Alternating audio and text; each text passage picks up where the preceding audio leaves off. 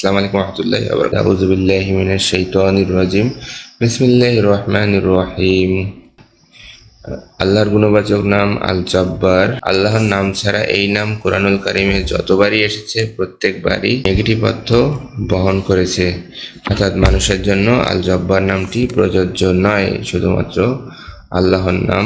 শিক্ষা: আমরা নিজেরা যে যে পজিশনে বা দায়িত্বে থাকি না কেন, ওই পজিশনে বা দায়িত্বে আল্লাহর প্রবল প্রতাপকে ভয় করা, নিজেকে অ্যানালাইসিস করে দেখা যে আমি নিজে ব্যক্তিগত, পারিবারিক, সামাজিক পরিসরে জুলুম বা সীমালঙ্ঘন করছি কিনা অ্যানালাইসিস করা। পরিবারে আমাদের ক্ষমতার কাছে ছোট বাচ্চারা দুর্বল, ছোট ভাই বোন, বউ শাশুড়ির মধ্যে যে একটা বিরোধ দেখা যায়, কখনো কখনো একজন আরেকজন থেকে দুর্বল হয়ে যায়, নিপীড়িত হয়ে যায়।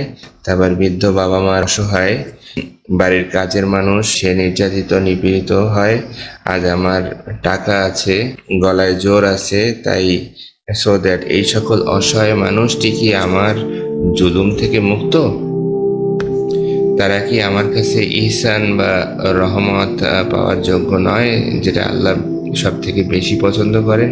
পাওয়ারের অপব্যবহার, সীমালঙ্ঘন, জুলুম, নির্যাতন আল্লাহ এতটাই অপছন্দ করেন যে যখন কোনো মাজলুম হাত তুলে দোয়া করে, সেই দোয়া কিন্তু আল্লাহ অবশ্যই কবুল করেন। সুতরাং আমরা আমাদের ব্যক্তিগত জীবনে, পারিবারিক জীবনে, সামাজিক জীবনে আমরা সীমালঙ্ঘন করব না। আমরা সব ক্ষেত্রে আল্লাহর প্রবল প্রতাপ, অর্থাৎ আল্লাহ যে মহা পরাক্রমশালী, সেই আল্লাহকে ভয় পাবো। সেই আল্লাহর কাছে আমাদের একদিন ফিরে যেতে হবে, আমাদের মৃত্যু হবে, আমাদের হিসাবের জন্য দণ্ডায়মান হইতে হবে।